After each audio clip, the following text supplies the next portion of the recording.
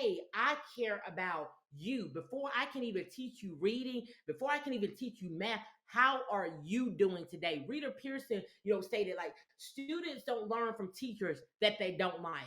And so until we get that piece back in place where we genuinely care about the students that we see every day, that we service every day, that we care about what they're going through, we care about their home life, then I feel that we can then move to say, okay, we're meeting the needs of all of our students.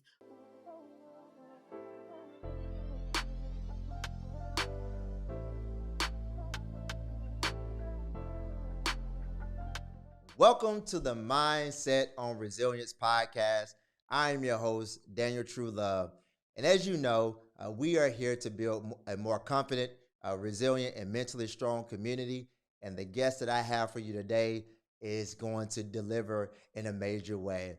I'm so excited and honored for us to be able to learn from her journey.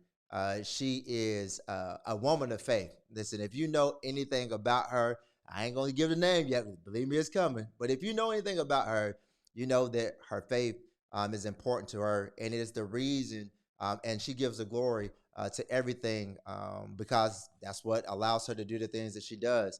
But she has a long list of accomplishments. Doctor. She's a doctorate degree. She's an author. She is a, not one, but two-time model school recipient at two different schools. Believe me, we're going to get into that. She is an author of multiple books, all right? And she also is a recent recipient of a charter school by the name of I Dream Big, which was the first school to partner, a charter school to partner with an HBCU. Oh my goodness. Hey, we're about to get here. We're about to go into this, but I have the pleasure and honor of introducing to you one of the most esteemed colleagues that I have. She goes around the world speaking as well as a keynote speaker. It is none other than Dr. Lucretia Prince. How are you doing? Hi, I am doing amazing. Thank you so much for having me on this evening. It is definitely an honor and a privilege to even be thought on to bring on this amazing podcast. Yes, you hold a special place in not only my life but my wife as well. We not only love you, but David Simerson has a special place and forever will be a special place to us. And so we're just grateful to be connected to you and grateful just to see all the amazing things that you are doing. Man, tell us a little bit about like what does it feel like to be walking in a season to where it seems like it's thing after thing. So you recently, because we got to go here, recently received a model school for the work that you all are doing there at David Simerson. You also recipient of a new charter school, which is the I Dream Big Academy. You also are going to be the keynote speaker at the Model Schools Conference. I mean, I need to allow you a space for you to be able to talk. So, but when you have all this going on at one time, like, what is that like to be able to live your life, do the work that you do, operate in excellence with so much going on? I have to say that God is the foundation of everything that I do, and everything that I have been able to accomplish. I attribute all to Him. I have a motto and a slogan that I go by, and it is hashtag doing it His way. And so I want everybody to know all over the world that when you commit to doing it God's way, He will do exceedingly abundantly above all that you could ask or think. And honestly, this is just the season that I'm in that I am honestly seeing God bless the works of my hand. And it's such an amazing feeling when you're doing what God has called you to do.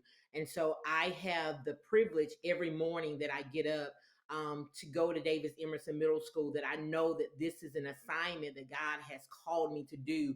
And so sometimes it doesn't feel like work. because it's my assignment and I enjoy what I get to do every single day. And in being in the role of an administrator, the truth of it is that you see the highs and the lows of it. And you have to have a mindset that when you come in, that sometimes that some days are going to be rough, but you have to have a vision. And I think that a lot of the things that we have been able to get accomplished at Davis Emerson Middle School, is just having the vision of where do you see your school, or where do you see your organization going, and then how are you going to get them there. And so coming in, I just had a vision of what I saw for our school and what I saw for the teachers that's there. And a lot of us already know the narrative of a lot of those schools in Hope. It is what it is. It's a narrative, and there's a stigma there, that people feel that those communities and those students cannot perform. And so I've always had this notion, put me in the places where nobody wants to be, put me in a place where they feel that our students can't succeed, and our students can't make adequate growth. Those are the places that I've always wanted to be, because I've always felt that me being in a place where the schools are already thriving, the students are already proficient, I always looked at it as, why am I there? Those kids are already succeeding. Put me in a place where it's the underdogs, and so I feel that when you have that task and that responsibility to go into the place where everybody looks at you as the underdog, and you're able to come out on top, and you're able to come out with that type of recognition, it not only elevates what those students are able to do, but it also elevates what God is able to do when you put him in charge. And so not only were we named as a national model school this year, but we also was named as a state school of character. And so that was really big. And so we were 2 out of 86 schools that was selected in the entire nation for that award. And so our faculty and our staff have worked so hard, and those who have even come before me that have laid the foundation, that I was able to come in and continue to work that, to continue to do the work that had already been started. And so it's just been an amazing journey to just see, because I've only been at Davis Emerson for a year and a half. Now it feels like it's been so much longer than that, but God has afforded me an opportunity to do so much in just a year and a half. Wow. So to do that within a year and a half, that is, that's an amazing accomplishment. But from the very beginning, you've already established why it was able to happen, because this isn't just you. I remember at the very beginning of your time going into Davis Emerson, you covered the place, right? You wanted to make sure that before the students walked in, before any of the educators walked in, you wanted to make sure that every corner of that building was protected, had divine protection as you were going into that. And so the intentionality that I saw from you to prepare before you started your assignment there, I think is the reason why you've actually been able to do that. But one of the things I do want to touch on is that you mentioned that you said put me in the places where people don't want to go. That's not everybody's thought process as it relates to administration, as it relates to being in education, because of what you've already mentioned, the stigma and what the kind of narratives are around that. Why is that? Your assignment. Like, why is that the place where you feel like you've been called to be? Because I just feel that in those places, there's so much potential that's there. And so there's so much potential that's lying in our students, untapped potentials, untapped passions. And so if we don't have individuals there that's able to see beyond Johnny cutting up, that we suspend so many students because we can't see beyond that. And so I just feel that my gift and my assignment is that although this student is acting out, for me to develop those relationships with those students and to teach my team how to develop those relationships, to say, why is he acting up, why does he not want to stay in class? Because everybody, I just believe that when everybody was created, there's something on the inside of them. And so it is up for us to find that key to unlock what's inside. And so I feel that, somebody did that for me. Someone did that for me. And a lot of people know my story, that I was the person that missed the graduation exam by one point, was told that everybody is not college material. And so that was someone in the school that basically, talked down to me and said that I was not going to be able to be successful. But there was one teacher that saw something in me that I did not see in myself. And I wrote a book about her in my book that's entitled Whatever. And so her name is Miss Blossom, and she pulled me to the side in the halls of Hillcrest High School in 1997.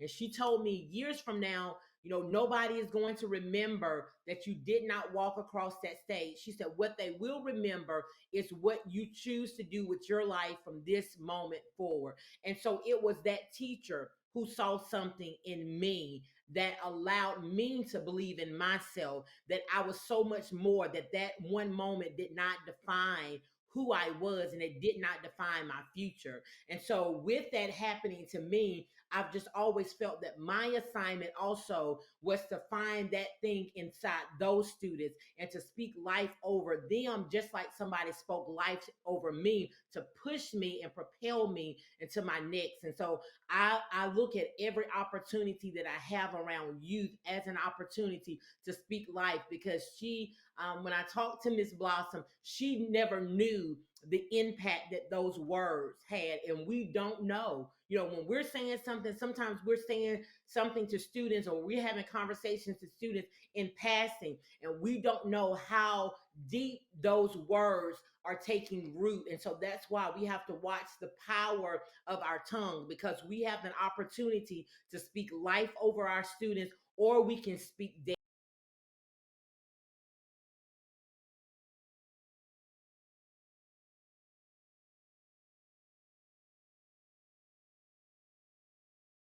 choosing to speak life over our students. One of the things that I think that is so important. I was recently speaking at a conference, and I was talking about what you're speaking of now, because I had an educator that said something very similar to me, but it was in front of the entire classroom, and she said that, when you grow up, you're not going to be anything. And those individuals, I call them, what you just mentioned, visionary educators.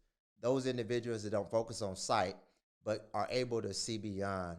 And you just mentioned that when you stepped into this role, you had a vision, and that vision was kind of birthed, like you said, it was 1997 when Miss Blossom planted that inside of you. You decided that you were going to pay that forward to as many students that you had the opportunity to. But I want to just kind of like pivot here and then come back, because what you've been doing at David Simerson isn't, like by chance, right? It wasn't like this was the first time that you have been in a position like this and were able to accomplish the things that you have accomplished. Let's go back to Crestmont Elementary. And when you were the administrator there, what vision did you have? Well, let's go back. What was the condition, or what were some of the things that they were experiencing there? What vision did you have, and how were you able to turn things around there in the same way that you've done at David Simerson? So one of the things that I want to uplift is that before I even got the job at Crestmont, I had applied for um, various principal positions in Tuscaloosa, and did not receive them. And so it was so disheartening and so discouraging. And I just kept wondering, like, well, what's wrong with me? Like, I know that, like, I'm ready, and I didn't understand why the door, was not opening.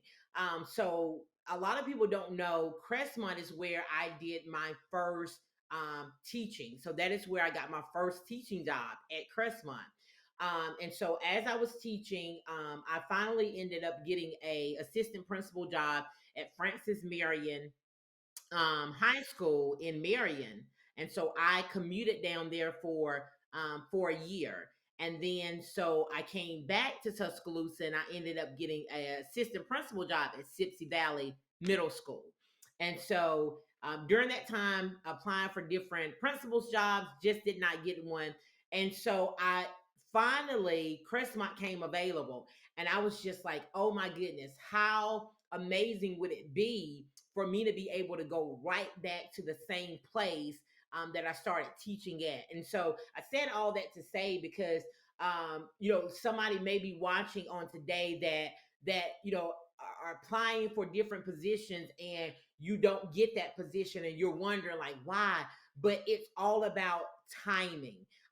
And so it wasn't time for me to get that. And so when I walked into that position at Crestmont, I was so excited because it was like a place that I had been. I already knew a lot of the parents in that community, and I knew once again the narrative, and I knew what the perceptions of the community was concerning Crestmont Elementary School. And once again, I want the underdogs. I want to come in, at the bottom because I feel that when you come in at the bottom, there's no way to go up but to the top. And so we came in, and I would be lying if I came in and I said, "Hey, we were, rocking and rolling. Everybody bought into the vision." No.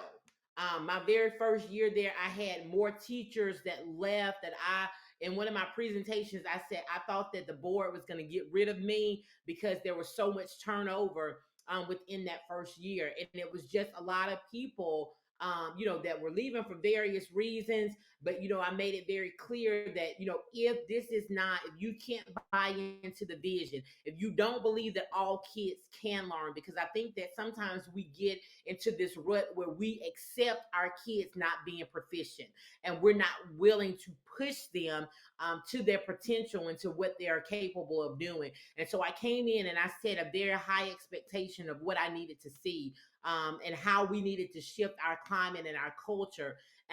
And so I came in all hands on deck. And so anybody who knows me, I'm not one to tell everybody else what to do, but I'm afraid to get my hands dirty. And so it was one of those things of getting in the trenches with my teachers. And so it was not long after that we started seeing the results, and they started buying into the vision, and they saw the shift that was happening with the climate and with the culture, and people start coming to our schools, and it was just a feeling where people start feeling that it was something different. There was something amazing that was happening at Crestmont, and it was just it really just started to just take off, and everybody just started getting on board, and it was literally contagious with what was happening. And so we had our first parent meeting, and literally the walls, like people were standing all around the walls, and everybody was just like, the teachers were coming up to me and was like, how did you do it? What did you do? Because we've never had so many parents here, but I was strategic, and even in the car line, I would walk to the parents and I would introduce myself and I would say, "Hey, this is my vision.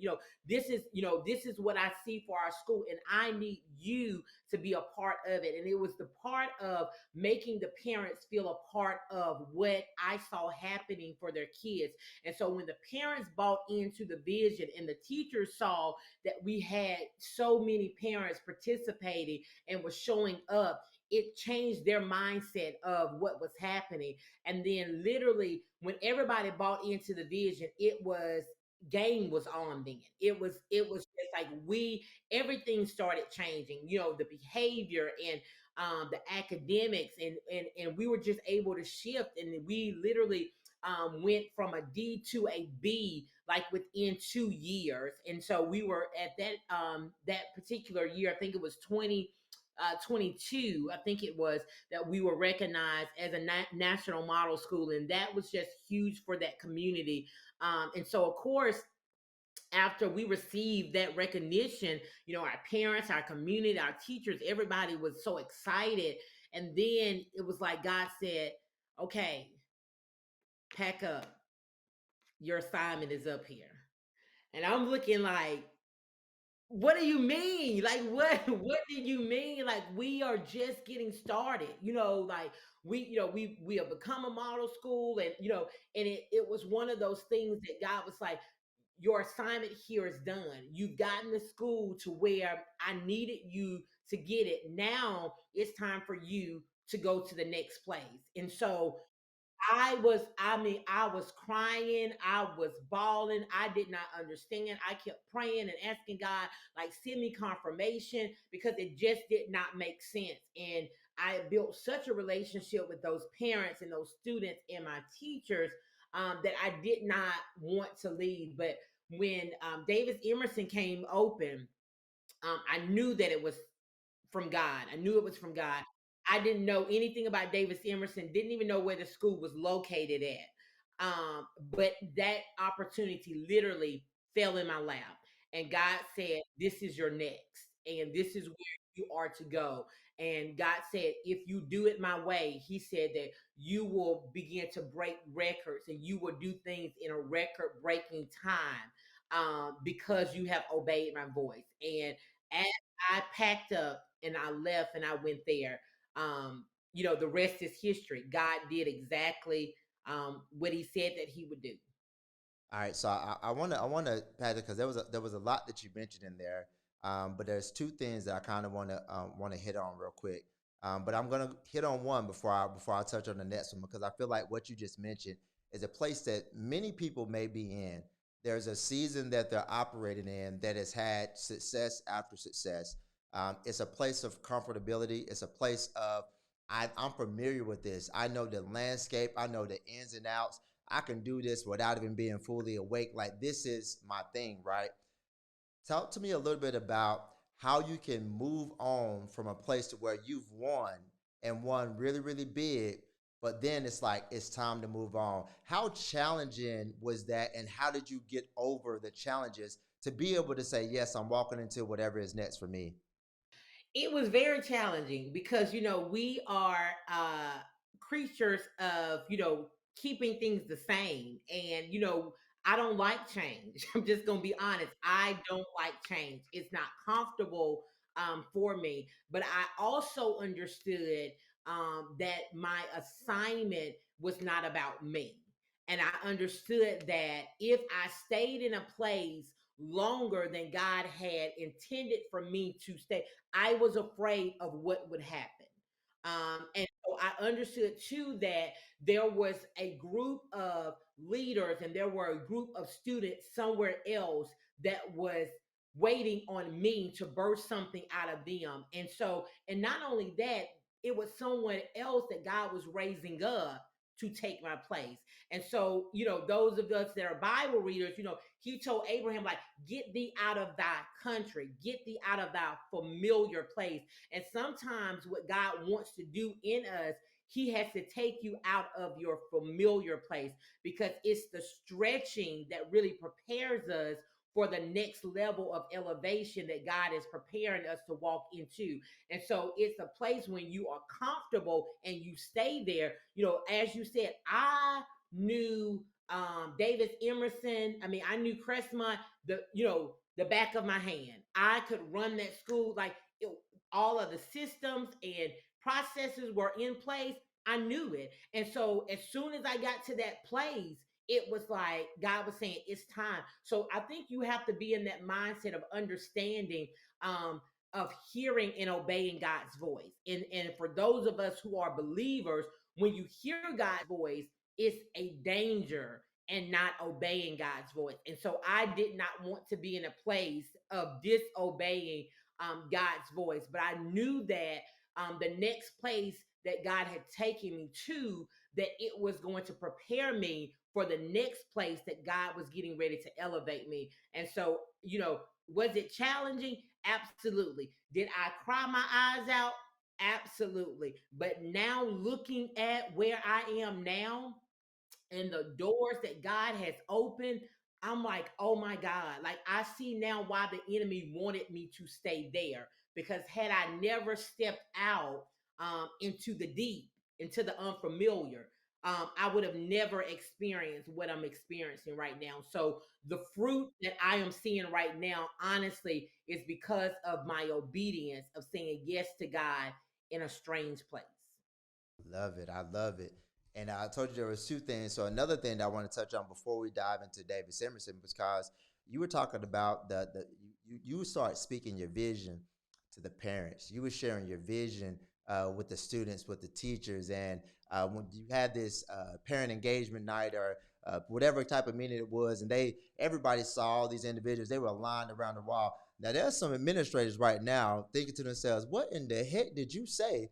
What vision did you cast? Because my parent engagement is out the wide. I wish I could get 10. You know, so you there is a recipe of some sort when it comes to the vision that you cast.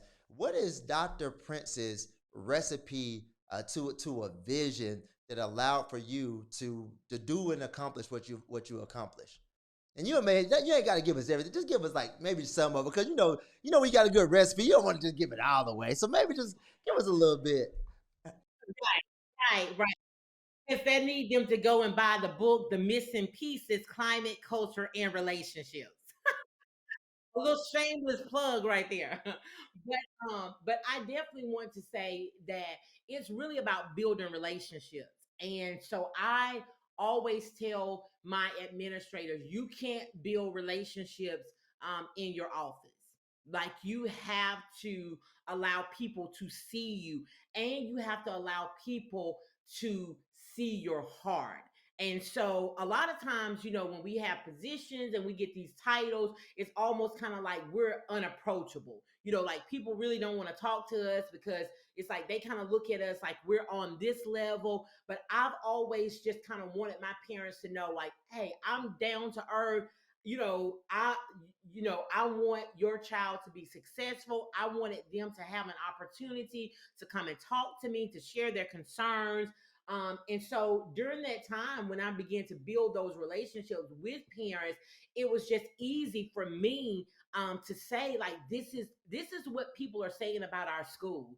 This is what people are saying about our community. We had those conversations even when we had everybody here. Like, this is what they're saying. They're saying that our kids cannot. They're saying that our school is this. That they are saying this, and I need you to help me change the narrative of what people are saying, because I believe that our students can do it. I believe that our school can be, this. And so I was already telling my teachers that we were going to be the model school. I told them in the presentation at that moment, I literally did not even know there was a such thing as a model school. I was just saying that we were going to be the school that would be the example, that people were going to come in to say, how were they able to turn that school around? How were they able to get parents to come in to buy into the vision? And so for me, honestly, it's being open, it's being transparent. So many times we like try to close our doors, like we don't invite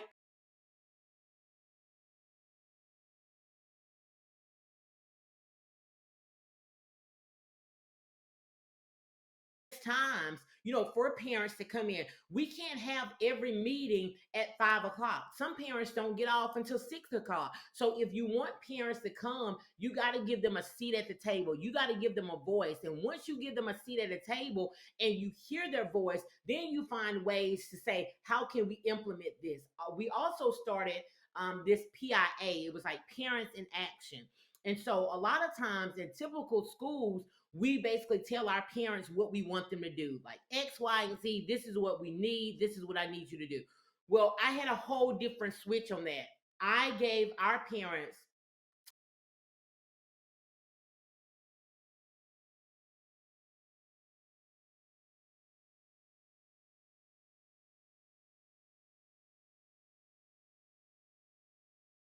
your school. And so then parents start coming out and saying, like, hey, like, I decorate, I have a pressure washing company. I do this with this business. I do this. And so what we did is we took all of their strengths and then we made committees to that. And so no longer did I have to feel like we had to do everything. So we had a team that came to our school and they decorated for Christmas and they decorated for the holidays. That's what that parent strength was. And so they had a team where they came out. We had a person that owned a pressure washing company. So they made sure that the front of the school stayed, clean. We had people that had, when we had opportunities that we need to network, those people took that opportunity to get the information out there. So it was not just telling parents what I needed from them, but it was hearing the voices of the parents and saying, "Hey, this is what I'm good at. Okay, how can we take your strengths and then put those things into place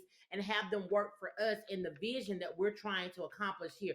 And those parents felt that they had a voice. And when people feel that they have a voice, people will get on board and they'll do whatever they can to help push that school forward. And that is what happened at Crestmont. I had the support of the parents, I had the support of the community, and they were going to do everything they could to make sure that we did not fail. And so when we were recognized as a national model school, they had the buy-in because they too were a part of that process. So even when we went to Orlando, Florida, a part of our presentation was parents that were talking about the process and how we got there. So it was giving them a voice as well as a seat at the table. I think that's amazing. But I don't want to make sure that we miss what you started with. You said they need to see you, and then you said they need to see your heart. And you being visible, but also the openness, being honest, being transparent, sharing that vision was probably very new to some of them, because like, was the interaction, was the engagement like this? Have they seen somebody else at this level, somebody they have a high regard for, that like come and like reach them where they're at and have those conversations with them? So I think it's amazing that that was on the front end, and the kind of the after effect of that was like you engaging them and giving them a voice and giving them a seat at the table. And I think that that's an amazing recipe when it comes to vision. And so you took that same, I won't say exactly the same, but you took elements of what had already worked for you, and then you transition your assignment over to David Simerson. And so one of the things I want to say, because I've had the opportunity to be there for students coming into school, and also some other moments that I've had the opportunity to share with you. And as soon as you walk into David Simerson, there's a feel. Like there's music at the front. Like I may come in, I don't know how I feel. I'm normally a very lively person, have great energy. But when I walk into David Emerson, it's like you get the dancing, you know what I'm saying? You get the movement. There's an environment that is cultivated, and it happens right there at the front door. And so you took a recipe that you started cultivating over there, and then you brought it over to David Simerson. And tell me a little bit about what this 1.5 year journey has been like there for you, to making that also, a model school as well.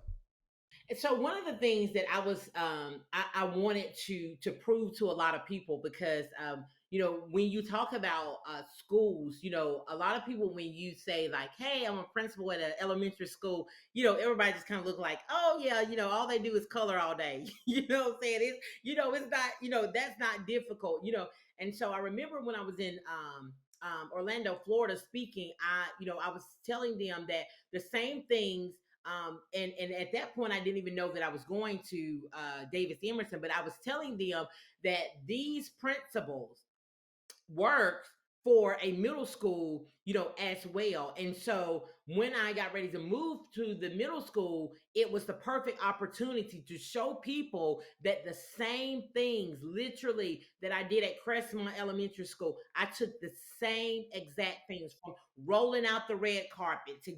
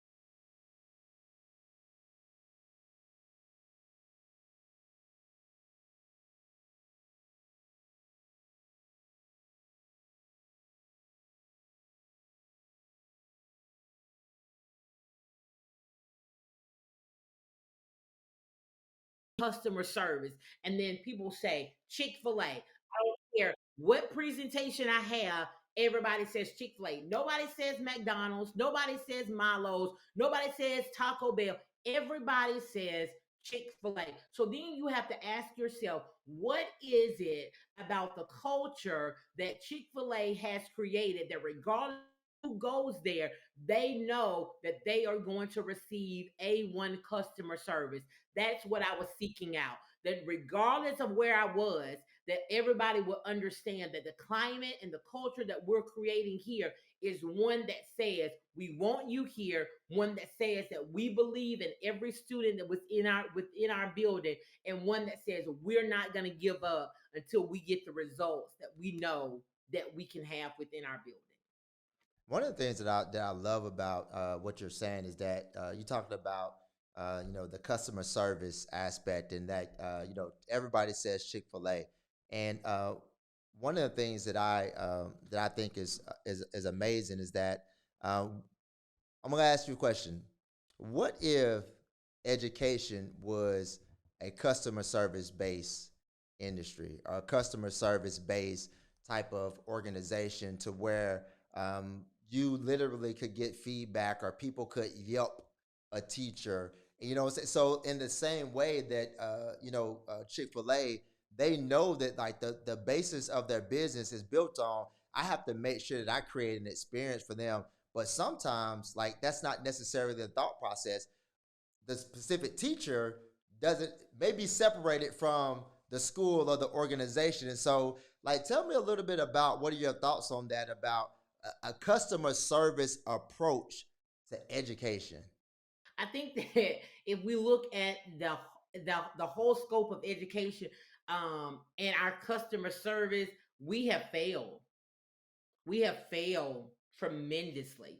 And the reason that I say that is because I think that we have so many places that we have where kids no longer want to be there.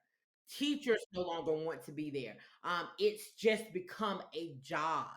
And so whenever you get to a place when it just becomes a job, there's no connection. And that's why you can have people in your building or even in your classroom, and we're not able to see beyond what they're going through, because we can't see that, because we're so in tune to, like, yes, we got to teach reading, we got to teach math, but we're the relationships, that's the piece that's missing. And so when you talk about customer service, yes, before I even get the food, you start establishing those relationships.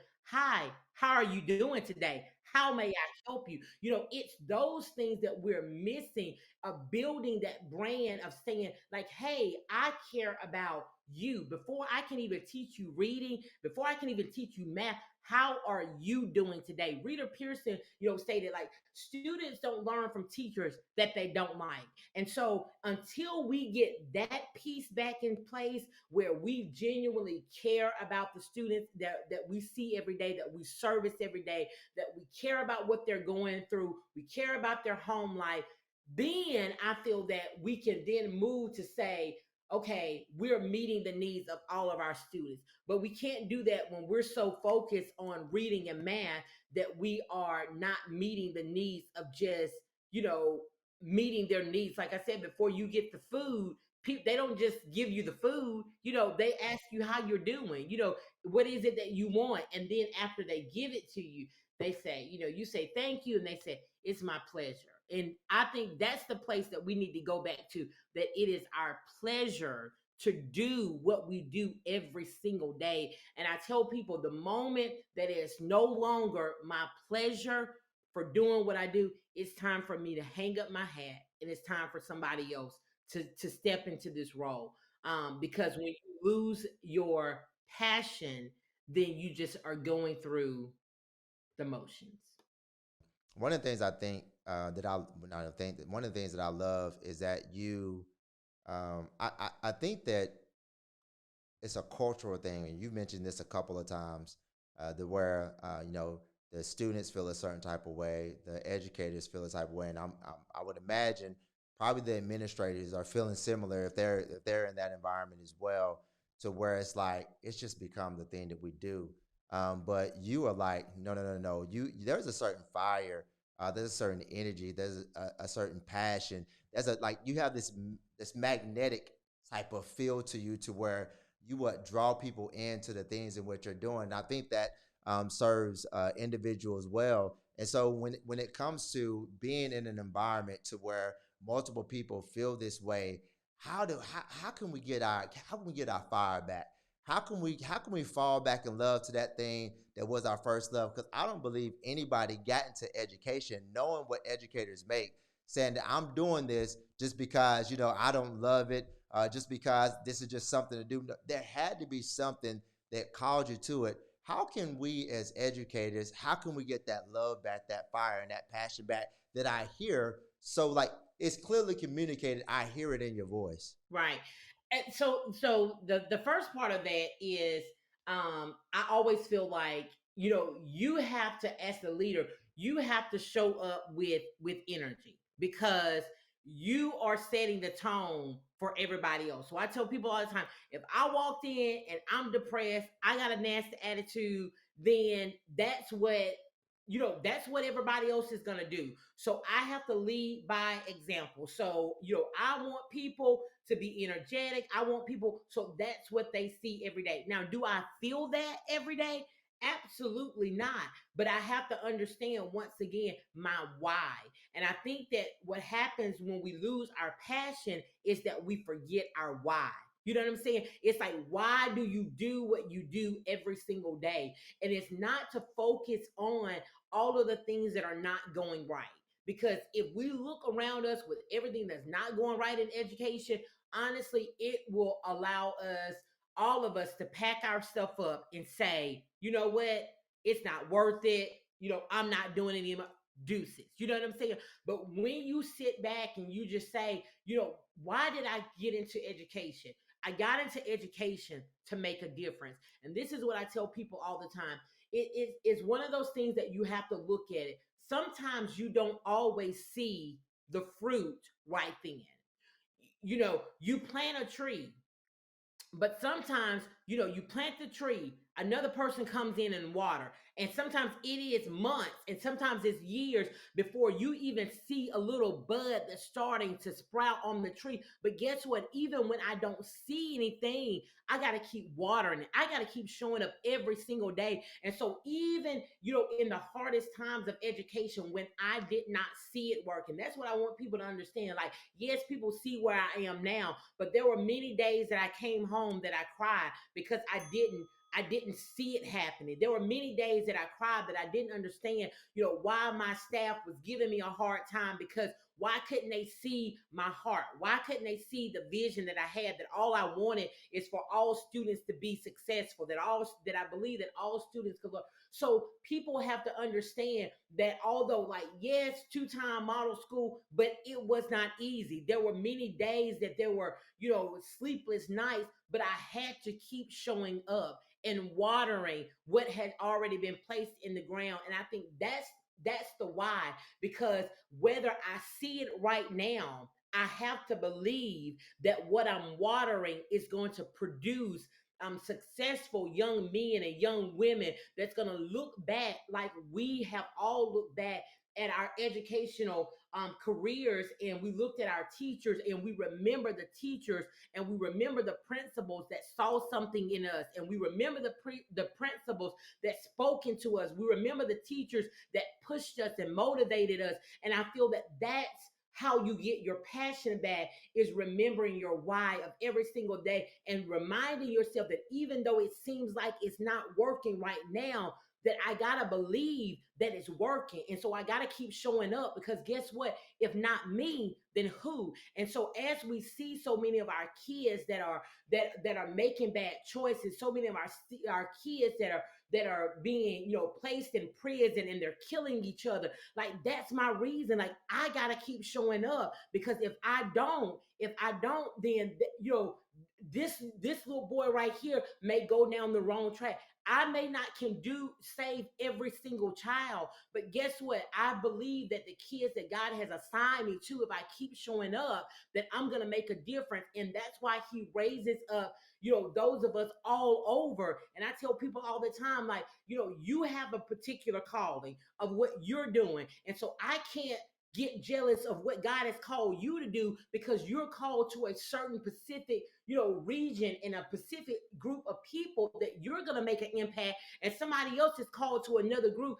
And so we have to encourage each other in this lane of education and motivation, because there's so many kids out there that needs a hero. And so we cannot tap out now because they're waiting on us. And so I feel that when you start feeling that you're losing your passion, always go back to, why did I come into it in the first place? Why did I sign up for this? Because as you said, we didn't sign up for the money, but we signed up because there was something that was in us to saying, this is what we've been called to do. And so when we revisit our why, it'll push you every single day to keep showing up, to keep watering those seeds, because you understand that any day now, you're going to see those seeds begin to blossom, and those students contact you back and say, I remember what you told me. And you're looking at how they are successful. And had it not been for you, and if you had given up, they wouldn't be where they are today. I love it. I love like everything about it because I feel like that's the message that educators need to hear. Let me just rewind that. That's a message that a lot of people need to hear as it relates to remembering more than just what you do. Remembering why it's important for you to stay committed, to stay planted, to stay rooted, and to stay focused on the assignment that you have right there in front of you. It's easy to look behind. It's easier to look ahead, but be where your feet are at, because that's where you can make the impact. And thank you for that reminder for myself and for everybody else who's out there. And another thing that I kind of wanted to kind of touch on, because you've said it a couple of times, but you mentioned like the community. And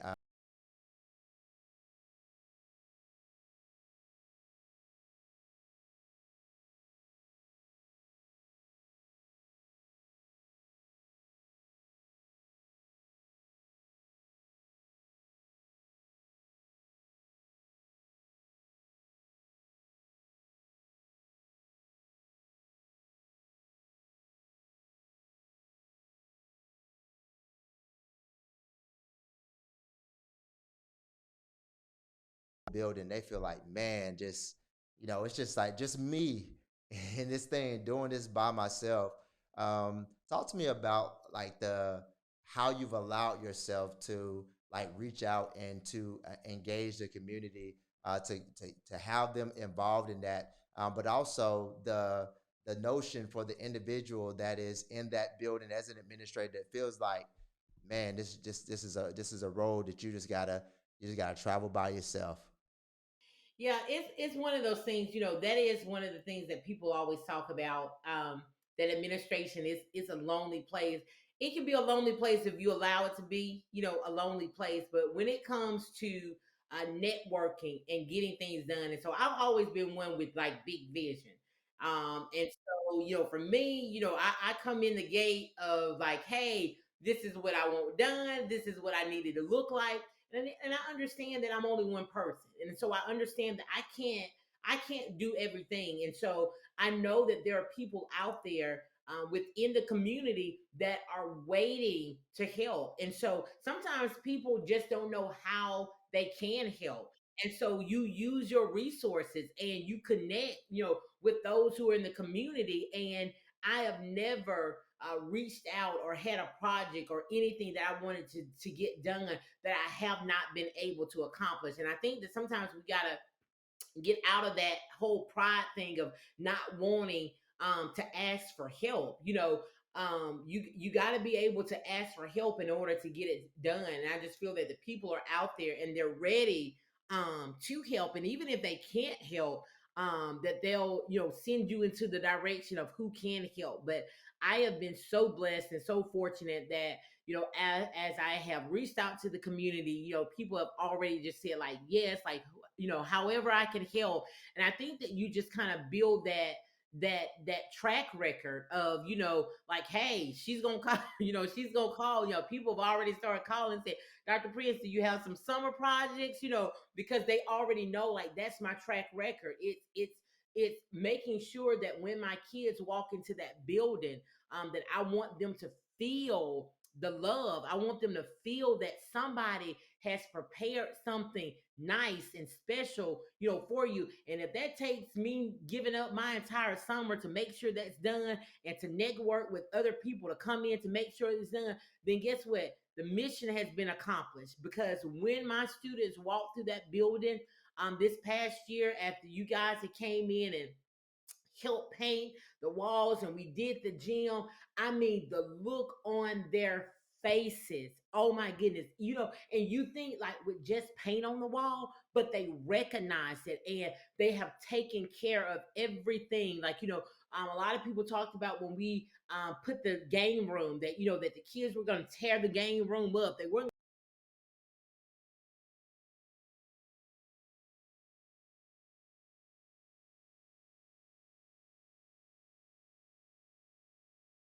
doing. And they, as you all saw when we were out there this summer, it wasn't just the community that was out there. We had the students out there. We sent calls out to parents and said, hey, we are painting at the school. If your child is not doing anything, or you're not doing anything, please come to the school and help us. We had parents there this summer that was helping paint. We had our football team, our cheerleaders, our basketball team. So guess what? They bought into, and they were a part of what was happening.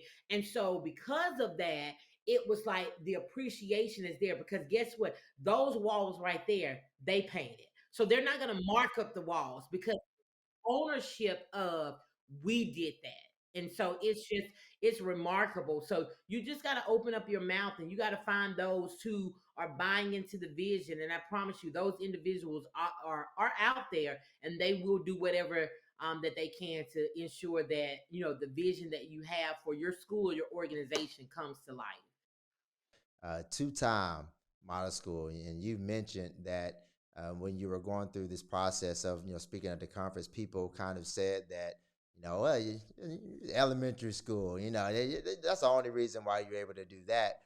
But now you've done it at a middle school as well, and so the recipe that you have, nobody can say anything about it. It's obviously working. But I wanted to ask you a question, because I was in a meeting one time, and I was hearing some thoughts about what some educators shared about individuals that are administrators. And one of the things that was shared was, I prefer a male principal.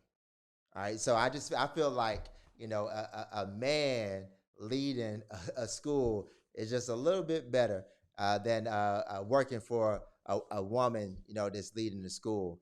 And so now you're in a space to where there can be opinions that can be premature about your leadership style, your capability, if you even are equipped to do the role that you have. Now, let's add on the fact that you're an African American woman as well, which, as we think about it, the amount of individuals in education that are African American, and then as we get to administrator, it just decreases and decreases. So there's a few of you that are occupying the space that you occupy.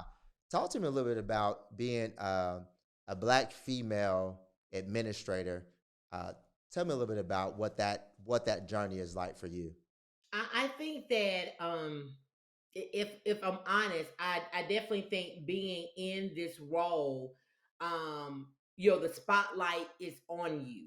And I think that if we're honest, that a lot of people don't necessarily believe that we should be in those positions and we should hold those titles. And I definitely think that as African Americans and as an African American administrator, I definitely feel that we have to work to prove ourselves a little more than our counterparts. And so, but I also think that for me, it's one of those things that I love the representation of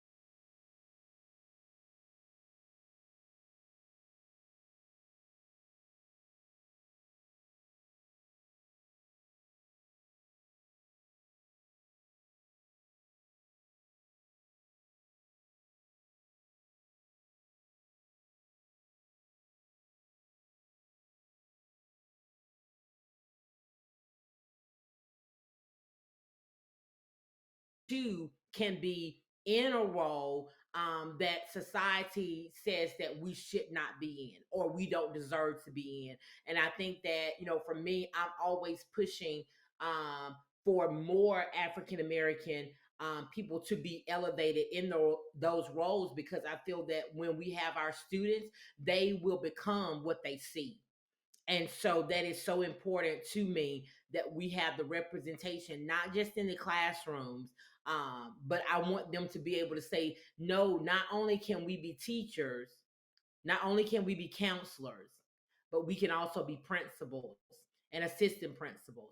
We can also be superintendents. Whatever we put our minds to, there is no limit, and we can do it. And not only can we do it, but we will do it. Come on. I love it. I love it. And so, man, this has been so um, enriching. I think it's like it very much so. Um, I don't know, I'm energized. You know what I'm saying? Like you get started with something, like, oh, I'm about to do this, but then you get in the midst of it, and you kind of like see why you've been able to energize and get all the things that you've gotten from so many different spaces. But I want to give us extra credit and obviously give us space and time to talk about the most recent announcement, and that is I Dream Big. Talk to me a little bit about the I Dream Big journey, because I know that for years and years and years you've been doing those summers. Talking about your summers, you've been spending summers investing into the youth in the community. But now to see it as a charter school, man, just I want to give you the space to just share whatever you would like to share about that journey. Well, it has been a long journey. For those of you that are in Tuscaloosa, you know that I've had a summer program, I Dream Big Summer Academy in Tuscaloosa since 2012, and so that basically was birthed out of the vision that God gave me, and it was one of those things where. We had a couple of students that I had from church, and and it was just hey, they don't have anywhere to go. So I started there, started with 15 kids, stepped out on faith on that. And then it was just, God was just telling me, giving me the vision of what to do.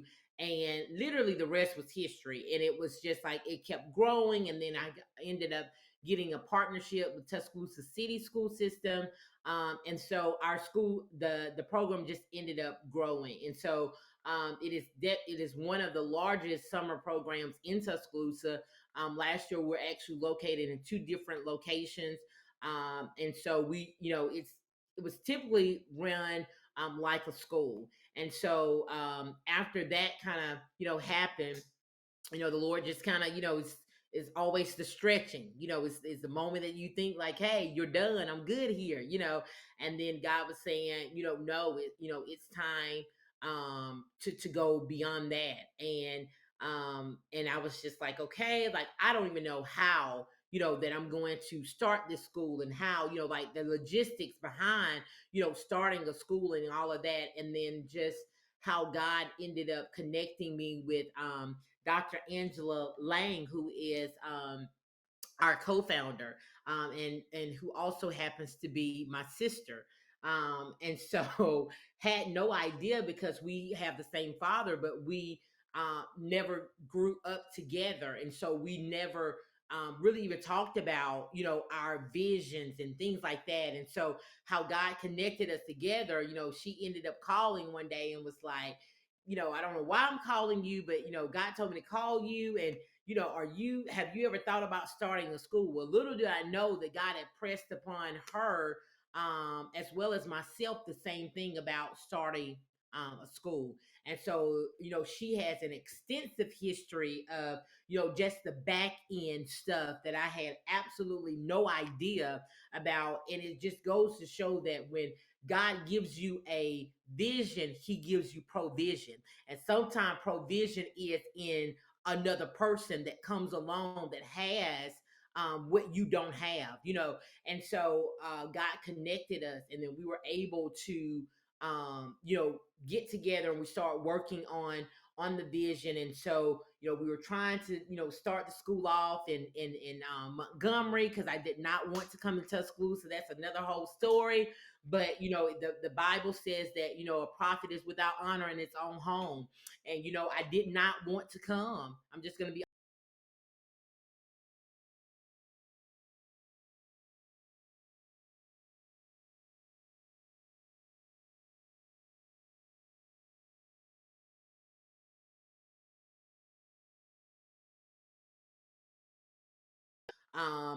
because I just didn't even want the association with me with the school.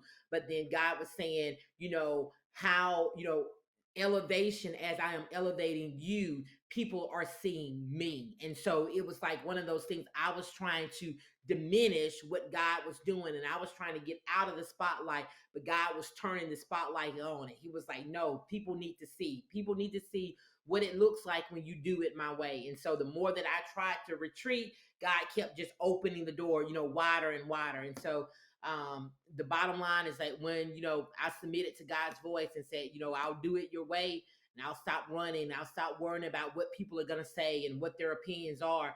And I was settled in that space of saying, you haven't failed me yet, and so when I did that, and then the rest is history.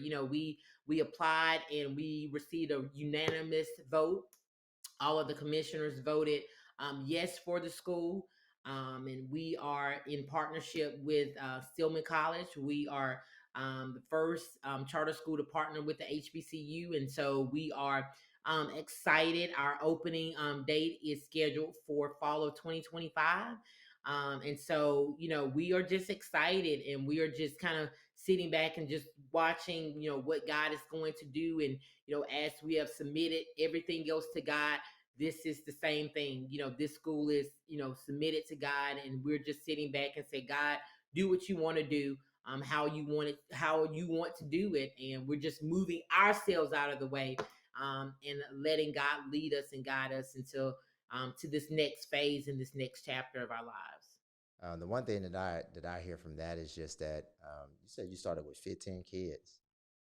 You know, 15, and don't despise the 15. Somebody could have said like, dang, 15 kids, it's hundreds of thousands of kids that need, something to do over the summer. And man, only 15 people showed up. And for years you were committed. And then it continued to grow and grow and grow. And, here 12 years later, and you have a charter school that is getting ready to be birthed next year. And so I just want to, give you honor and just recognize you for staying committed to it when you just had the voice and you had the vision, but yet you had to wait. As you talk about that tree that was planted, you had to continue to water it to see it. And one thing that I could say about you that I've continued to hear throughout this entire conversation: vision, vision. Stay committed to the vision. So, thank you so much, Dr. Prince. I know you have a million responsibilities, and so for you to, invest this much time, sharing so much insight and wisdom, we're grateful and we're honored.